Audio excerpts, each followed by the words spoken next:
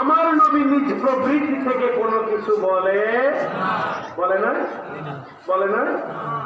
In হুয়া ইল্লা ওয়াহয়ুন ইউহা, একমাত্র আমি যা বলাই আমার নবী তা বলে।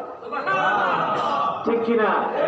সেই নুরানি জবানে আমার নবী বলেন, মান যাকারানি ফাকাদ যাকারাল্লাহ। ঠিক কিনা? মান রাআনি ফাকাদ রাআল হক। আর বলে তারা বুঝি বুঝেনার ব্যাখ্যা করার প্রয়োজন নাই। ঠিক কিনা? হ্যাঁ, তাদের যে আমি নবী মুস্তাফার জিকির করলো সে স্বয়ং আল্লাহর জিকির করলো। সুবহানাল্লাহ বলেন। তাহলে আরো রাজের জিকিরের মাহফিল ইয়েন আল্লাহর জিকির। ঠিক কিনা? আর ভাগ্যবান আর যারা মিলাদুন নবী করি আর মিলাদুন নবীর জিকির ইয়েন মানে আল্লাহর জিকির করেন, আল্লাহর শুকরিয়া আদায় করেন। ঠিক কিনা? ওয়া আম্মা বিনিআমাতি রাব্বিকা ফাহাদ্দিস খাদ্দা, আমাদের দৃষ্টিতে আমার নবীর চাইতে বড় কোনো নিয়ামত হতে পারে না। তা আমার নবীকে যখন আল্লাহ দুনিয়াতে পাঠিয়েছেন সারা জীবন আমরা নবীর জিকির করে আল্লাহর শুকরিয়া আদায় করব। ঠিক কিনা? ঠিক কিনা? এই মিলাদুন নবীও শুকরিয়ার মাহফিল। ঠিক কিনা? আল্লাহ আমাদের সবাইকে বুঝার তৌফিক দান করুন। সাথে সাথে আজকে আমাদের জন্য পবিত্র পীরের পীর দস্তগীরের মাহবুবের সুবহানি কুতুবের রব্বানি শেখ সৈয়দ মীর মুহাম্মদ মহিউদ্দিন আব্দুল কাদের জিলানী আল হাসানি ওয়াল হুসাইনের নূরানি ফাতিহা ইয়াজদাহুমের স্মরণের মাহফিল। ঠিক কিনা?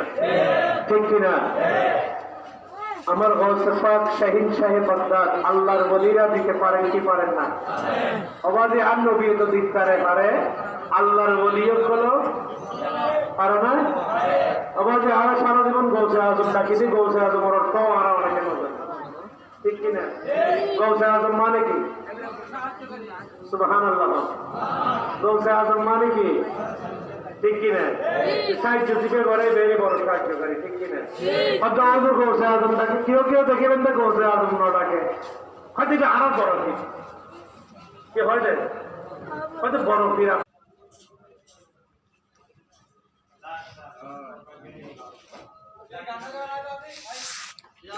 টিকটক বানাই না